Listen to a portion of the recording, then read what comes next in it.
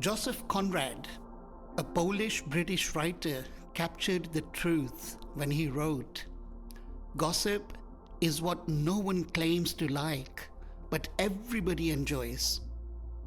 Gossip is considered by most people to be a natural and normal way of life. Words of mouth are more authoritative on paper, but it is not just the tone of gossip that has affected our public discourse. It has corrupted our content. In an unpleasant, self-fulfilling prophecy, gossip is seen as something which sells well and is therefore a pervasive part of our culture and entertainment today. Just look at the magazine covers. Gossip typically thrives when the facts are uncertain, neither publicly known or easily discovered. Gossip is often based on one-sided, subjective judgments, instead of reflecting the true facts or true character of an individual. The problem is that gossip can become so malicious that it destroys a person's self-esteem. Spreading gossip through the internet and through cell phones has led to social and emotional damage for many people.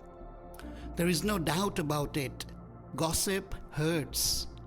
And those who constantly gossip don't really care who they are hurting. Why do we gossip?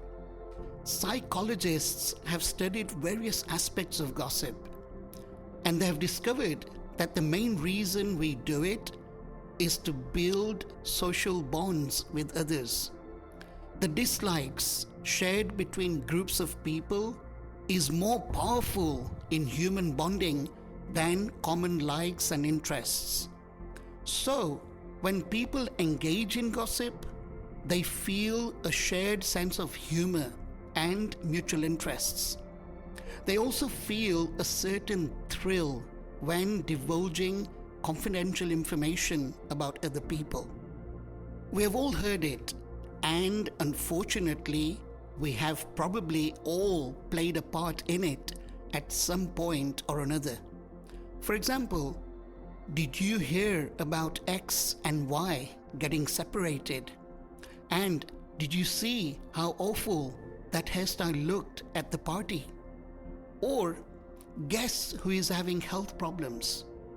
Words like these come spilling out of our mouths. Regardless of who may be hurt by the gossip, many people just enjoy sharing gossip with their friends. We gossip so much that a study found about 80% of our conversations are spent discussing other people and their habits.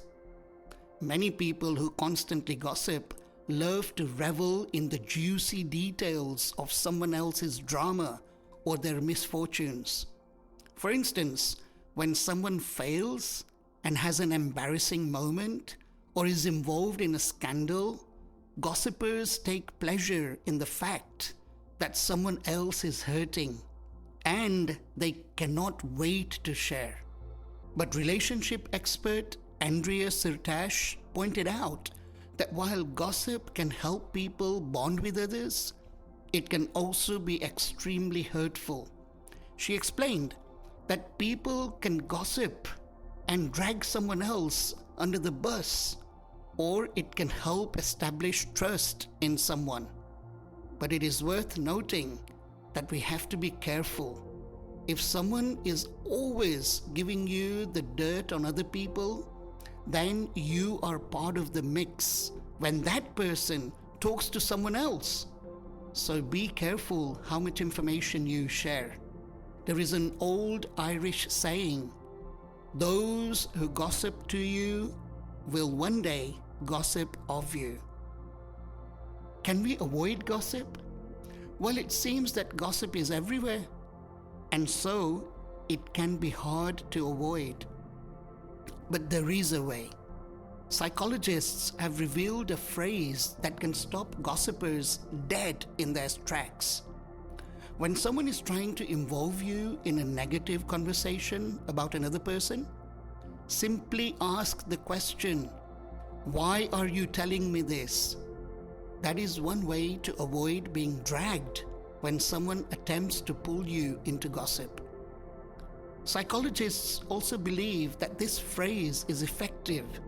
First, the question dispels any self-serving motive from the gossiper. And second, it forces the gossiper to face the fact that you are uninterested in being involved. Another way to avoid gossip is to chime in with something positive. If a person gossips constantly, it is probably because he or she lacks self-esteem or self-worth. Stop the gossip by saying positive things about the gossiper's target. Don't let yourself be dragged down into the negativity.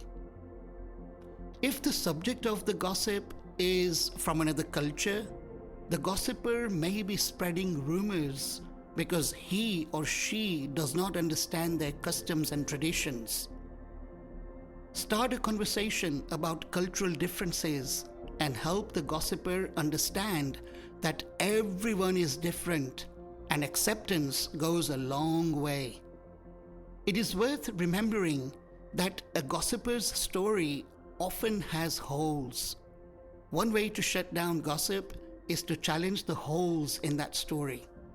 The gossiper then might realize that just because they heard a story, that does not mean it is true. And even if it is true, it is impossible for them to have an accurate perspective on the situation unless, of course, they were there and experienced it personally. There is a nice story to illustrate this point. One day, a friend met the Greek philosopher Socrates and put a question to him. "Do you know what I have just heard about your friend?" "Hold on a minute," requested Socrates. "Before you go ahead, please pass the triple filter test." "The triple filter test? What is that?" "Let me explain," said Socrates. And he continued, "Before you talk to me about my friend, it might be a good idea to take a moment and filter what you are going to say." His friend was confused, but he listened to the advice patiently. "The first filter is called the filter of truth," explained the philosopher.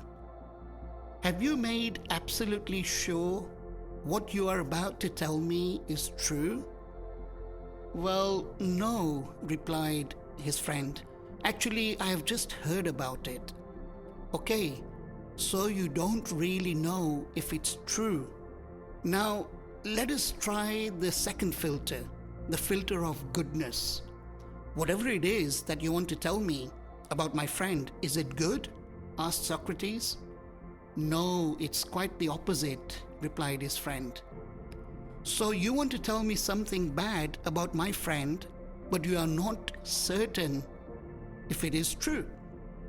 Okay, you might pass the test because there is still one filter left, and that is the filter of usefulness. Whatever you want to tell me about my friend, is it going to be useful to me?" asked Socrates. His friend looked down and replied, "No, not really." Socrates smiled and said, "Well, if what you are about to tell me is neither true nor good or useful to me, then why tell me at all?"